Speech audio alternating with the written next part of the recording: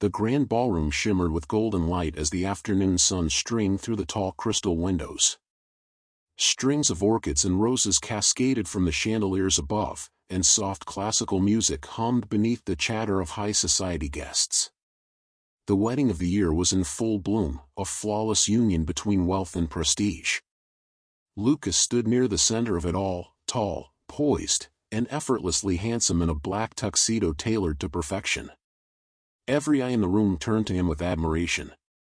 He was the golden boy, adopted by a billionaire family, educated abroad, now a successful entrepreneur in his own right. To the outside world, he was a man who had everything. But just as the servers passed silver trays of champagne and laughter filled the air, the doors at the far end of the hall creaked open quietly. No one noticed her at first. She stepped in cautiously, almost apologetically. A woman in her late 60s, slight, hunched, wrapped in a faded gray coat. Her shoes were worn, her hands weathered. In her trembling fingers, she clutched a wrinkled wedding invitation, the ink blurred from time, or maybe tears. Her name was Helen. She paused just beyond the threshold, her eyes scanning the crowd until they landed on Lucas. Her lips parted slightly, as if to speak his name, but no sound came. A quiet, aching smile touched her face. There was no pride in her expression, only a gentle, heartbreaking tenderness. The kind only a mother carries after years of longing and silence. She didn't move forward. She didn't wave. She simply watched, as if this was all she had allowed herself to hope for, a single glimpse of her son on the happiest day of his life. No one knew her story. To them, she was just a stranger, perhaps lost. But in her eyes, this was not just a wedding. This was the day her heart had waited for, and feared, for 25 years. And still, no one saw her. Not yet. The atmosphere inside the grand ballroom was a symphony of elegance, chandeliers glittering like frozen stars, waiters in white gloves balancing silver trays, and a string quartet playing Vivaldi in the background. Guests sipped champagne and exchanged polished pleasantries under ceilings that seemed to touch heaven. Then, a shift. It was subtle at first. A few turned their heads. Whispers bloomed like wildfire. By the entrance stood an elderly woman, frail, almost out of place. Her figure was thin beneath a worn gray coat, her shoes dull with age, her hair tucked neatly but plainly beneath a modest scarf.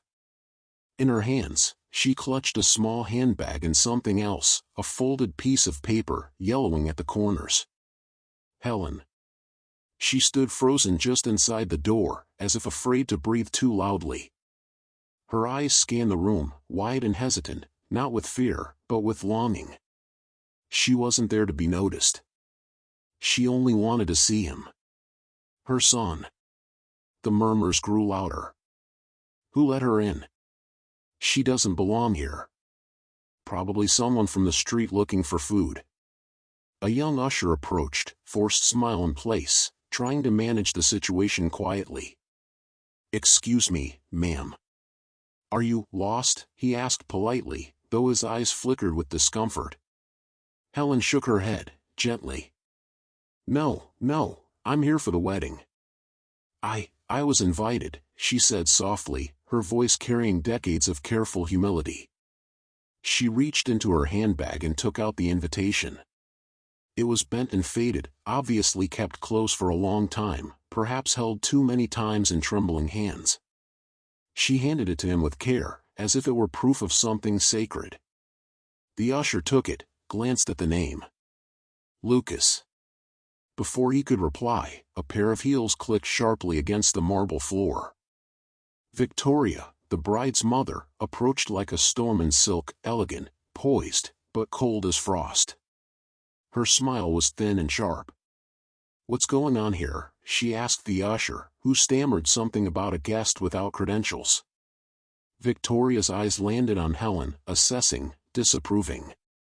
"She says she was invited," the usher explained. Victoria let out a soft, mocking laugh. "Invited? Her?" She turned to Helen. "Madam, this is a private ceremony. This isn't open to the public, she said, voice drenched in condescension. Helen tried to explain, voice trembling. The invitation, it was sent to me. I raised him. I just wanted to. But Victoria cut her off, tone slicing like glass. I don't know who you think you are. But if you came here to beg or create a scene, you're sorely mistaken. This is not a place for people like you. Helen's lips parted slightly, but no words came out. Her throat felt tight. Her heart, a storm she could not calm. I'm sorry, she whispered. I didn't mean to upset anyone. I just wanted to see him, just once. By now, several guests were watching. Some with curiosity, some with discomfort, but none with empathy. Security, Victoria called, without even glancing away. 2 guards stepped forward, dressed in crisp black suits. They approached Helen with forced politeness. Ma'am, please come with us. Helen didn't resist. She clutched the invitation tightly in one hand, the other gently brushing against the side of her scarf, as if grounding herself. As they walked her out, her steps were small, uncertain. The heels of the guards echoed behind her like a slow, cruel drumbeat. Once outside, the night air felt too still. Helen sat down on the cold marble steps, exhausted. Not from the walk, but from the weight in her chest. She looked down at the invitation, now crumpled, the gold lettering smudged by the dampness of her fingers. She didn't cry. Not yet. Her eyes stared into the distance, but her heart remained in that ballroom. Inside, the music played on. And her son, her child, still didn't know she had come. The ballroom was glowing with soft golden lights. Laughter bubbled across the tables. Crystal glasses chimed. It was the perfect picture of a high society wedding. But Lucas felt strangely disconnected, like he was watching everything through a thick pane of glass. He stood beside Claire, his bride-to-be, as guests continued to settle in. The orchestra tuned their instruments for the processional. Everything looked flawless, yet his chest felt tight, like something was missing. Then, a security guard approached quietly, trying not to draw attention. Sir, forgive the interruption, he whispered, leaning in. There was an elderly woman at the entrance earlier. She said she was your mother. Lucas turned slightly, confused. My mother? She had an old invitation. Looked like it had been folded and carried for years. She didn't cause a scene, just asked to see you. We escorted her out as requested by Mrs. Clare's family. Lucas felt something cold crawl down his spine. What did she look like? Short. Gray hair, hunched. Looked tired. Worn out. But kind. She kept saying she just wanted to see you, sir. Just once. For a moment, the music in the room became muffled, like he was underwater. His hands felt numb. A sharp ache bloomed in his chest, one he couldn't explain. He let go of Claire's hand, almost without realizing it. Where is she now? Outside, by the front steps. Still sitting there. Lucas didn't respond. He turned and walked briskly, past guests, ignoring polite nods and the faint, confused expression on Claire's face. His heart was pounding, not from fear, but from something else, something buried. As he reached the entrance, he pushed open the tall double doors. A soft evening breeze brushed across his face, cool and grounding. And then he saw her. She was sitting quietly on the marble steps just outside the Grand Hotel. Not begging, not calling attention, just sitting. Her back was slightly hunched, hands clasped in her lap, holding a faded invitation as delicately as if it were made of porcelain. She looked so small in front of such a massive building. Out of place. Forgotten. Lucas's breath hitched. He took a step forward. Then another. As he neared her, she seemed to sense him. Slowly, she lifted her head. Their eyes met. For a moment, time dissolved. No wedding. No music. No people. Just the quiet recognition of something ancient, something unspoken but deeply known. Lucas stopped, stunned. Do I know you? She stood slowly, her knees trembling with age. Her voice was soft, frayed like a worn thread. You knew me, once. When you were small. Before they took you away. Lucas blinked, his throat tightening. Who are you? I'm Helen, she said, eyes glistening. I'm your mother. There was no fanfare. No loud revelation. Just truth, quiet and raw, dropped between them like a stone in still water. Lucas staggered back half a step. His world had tilted. For years, he had believed the carefully curated story his adoptive family gave him, that his birth mother abandoned him. That she didn't care. Yet the woman before him looked at him with eyes that held years of pain, of longing, of silent sacrifice. His voice shook. Why didn't you ever come find me? Helen's lips trembled. Because they made me feel I didn't belong in your life. They said you were better off. That I would only ruin your future. I wanted you to be happy, even if it meant losing you. Tears brimmed in Lucas's eyes. Around them, the city moved on. But in that moment, everything stood still. The grand ballroom pulsed with anticipation. Every chandelier sparkled like falling stars, every table shimmered in gold and ivory, and a soft orchestral melody floated through the air. All eyes were on the aisle, waiting. Claire, the bride, stood poised beneath the archway, her ivory dress cascading like silk waterfalls. Her eyes scanned the room with poised confidence, until she realized something was wrong. Where was Lucas? The music began again. One beat, two. Still, no sign of the groom. Murmurs rippled through the room like an incoming tide. Claire's smile wavered. Her mother stood, arms crossed tightly over her designer dress, face tightening with irritation. Then, the double doors at the end of the hall creaked open. A hush swept over the room like a sudden gust of wind extinguishing 100 candles. Lucas entered, his black tuxedo slightly wrinkled, his breath uneven as if he had just been running. But it wasn't just his disheveled appearance that shocked the guests, it was who stood beside him. A frail old woman clutched his arm. Her coat was thin. Her hands weathered. Her eyes wide, almost frightened. She looked completely out of place, like a ghost who had wandered into the wrong dream. Lucas didn't hesitate. He walked down the aisle not toward the altar, but toward the center of the room, stopping in front of the gathered guests.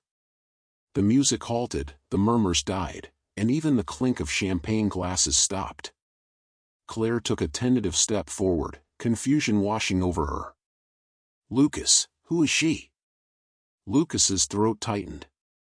He had rehearsed this moment so many times in his head. But now that it was here, his voice nearly cracked under the weight of truth. This, he said slowly, his eyes fixed on the woman at his side, is Helen. She is my mother. Gasps echoed through the hall like breaking glass. Some guests sat frozen. Others turned to one another, stunned. Claire's mother laughed, sharp, cold. Surely you're joking. Lucas, this woman? She's clearly not part of our guest list. Lucas turned to her, anger flashing in his eyes for the first time. No, she wasn't invited. Because no one knew the truth. He turned back to the crowd, his voice steadier now, louder. For 25 years, I thought my mother left me. That she abandoned me when I was a child. That's what I was told by the people who raised me. But the truth is, she didn't leave. She was taken away. Silenced. Made invisible. Because she didn't fit into the image of what a mother should be in the world I grew up in. His words hung heavy in the air. Helen looked down, her shoulders trembling. Silent tears spilled from the corners of her eyes, gliding down her wrinkled cheeks. Her hands gripped his arm, as if afraid this moment would dissolve into nothing. Lucas gently turned to face her, lifting her hand and placing something in it, his boutonniere, a small white rose pinned to his lapel. The symbol of the groom. The room gasped again. He then looked back at the room, a sea of wealthy strangers frozen in their chairs. I know what this looks like to many of you. I know this isn't the fairy tale you came to witness. But I won't begin a new life while ignoring the one that gave me breath. Claire stepped forward again, her voice trembling. Lucas, please, this is our wedding. What are you doing? Lucas stared at her for a long moment, eyes full of both sorrow and certainty. I'm choosing truth, he said softly. I'm choosing my mother. Then, without another word, Lucas took Helen's hand and turned toward the exit. They walked back down the aisle, together. The same aisle meant for his new beginning now became the path toward reconciliation with the past. Some guests stood in stunned silence. Others lowered their gazes. The path cleared for them, a narrow space of dignity carved into a world that had tried to erase her. And as they passed under the high-arched doors and into the twilight beyond, Lucas looked lighter, like a man finally whole. The evening air outside the Grand Hotel was cool and still. Far from the music, the champagne, and the whispers behind crystal walls, Lucas and Helen sat side by side on a stone bench near the fountain. The city lights flickered in the distance, but here, time seemed to slow. Helen held the boutonniere in her lap, her wrinkled fingers gently brushing the white petals. For a long moment, neither of them spoke. The silence between them wasn't awkward, it was heavy, sacred. Like both were afraid that words might break what little remained of the fragile connection. Lucas stared ahead, his hands folded, jaw tight. Then, softly, almost to himself, he broke the silence. I used to imagine you, sometimes. What you looked like. If you were alive. If you thought about me. Helen's eyes filled, but she didn't interrupt. She waited. They told me you left. That you chose your own life over me. I hated you for it, he whispered, his voice cracking. But I still kept wondering. Hoping. Helen turned to him. Her voice trembled, but it was steady, like someone who had rehearsed this moment for years in the silence of her own heart. I never left you, Lucas. They forced me to go. I worked as a maid for your adoptive family. I loved you every single day, but the moment they saw me hold you too close, they said I was overstepping. She paused, her lips shaking. They said a child like you deserved better. That I was embarrassing. They fired me the same day, and told me if I ever came near you again, they'd ruin what little life I had. Lucas's breath caught in his throat. He turned to her, his eyes glistening with disbelief and sorrow. And you just accepted that? No, she whispered. I survived it. Every year on your birthday, I baked you a cake, alone in my kitchen. I wrote you letters I never sent. I watched every news article, every interview when you became successful. I saw you grow, from afar. And I never stopped loving you. Tears welled up in Lucas's eyes. He looked away, ashamed of the resentment he had held for so long. I'm sorry, he muttered. I should have searched harder. I should have known something wasn't right. Helen shook her head and reached for his hand. You were just a boy, Lucas. A beautiful, kind boy. You were raised to forget me. That wasn't your fault. They sat there, hand in hand, beneath the glowing streetlight. And for the first time in 25 years, mother and son looked at each other not as strangers, but as something broken that had found its way home. Lucas leaned his head gently on Helen's shoulder, and Helen, after all those years, finally held her son again. No longer in secret. No longer in shame. But in the open, where the world could see. The moment hung in the air, thick with unspoken words, as Lucas slowly stood up, pulling Helen to her feet. His mind raced, but his heart had already made the decision. There was no turning back now. This was the woman who had given him life, the one he had fought to forget, but who had been waiting for him, hoping against hope, all these years. Lucas turned to face the entrance to the ballroom, his steps deliberate, echoing on the marble floor. The sudden shift in energy caught the attention of the guests inside. The lively chatter, the clinking of glasses, the soft strains of the orchestra, everything stopped. He stopped at the door, his hand gripping the handle. The world seemed to hold its breath as he stepped forward, striding toward the center of the room with a presence that demanded attention. His gaze swept over the crowd, pausing at his adoptive parents, who sat at the front, their eyes wide with confusion and anger. Then he spoke. His voice was steady, but it carried a weight that none of them could ignore. "I'm sorry. But this wedding is over." A ripple of disbelief spread through the guests, followed by a stunned silence. The sound of his words seemed to reverberate through the vast space, as if even the walls could feel the force of his declaration. His adoptive mother, horrified, stood up quickly, her hands trembling. "Lucas, what are you doing?" she demanded, her voice sharp with fury. "This is your wedding. You can't just walk away." He turned to face her, his expression calm, but resolute. "I can and I will. This day, it was never about me. It was always about the image. The status. The family name. But I've learned the hard way that nothing is worth sacrificing the truth." The room remained frozen, as if waiting for the storm to hit. "This woman," Lucas continued, turning to look at Helen, standing silently at his side, "is my mother. The woman who gave birth to me, raised me, and who has never, not for 1 second, stopped loving me, even when she was forced to stay away. I owe everything to her." The guests gasped, some with open mouths, others exchanging looks of disbelief. The bride, her face pale, seemed to shrink in place as if she had been caught in a whirlwind she couldn't escape. "If anyone here thinks my mother doesn't belong, or that her presence is an embarrassment," Lucas's voice grew louder, his eyes scanning the room, "then I want no part in this life. If you can't accept her, then you can't accept me." There was a beat of silence, so profound, you could hear a pin drop. Lucas then reached into his tuxedo pocket and pulled out the boutonniere, the symbol of the groom, the symbol of this night. He held it in his palm for a long moment, contemplating what it meant, before placing it gently into Helen's hand. "This belongs to you. It's your right." The room seemed to close in on itself as Helen looked down at the small, delicate flower, her eyes brimming with tears. She had never expected this, not in her wildest dreams.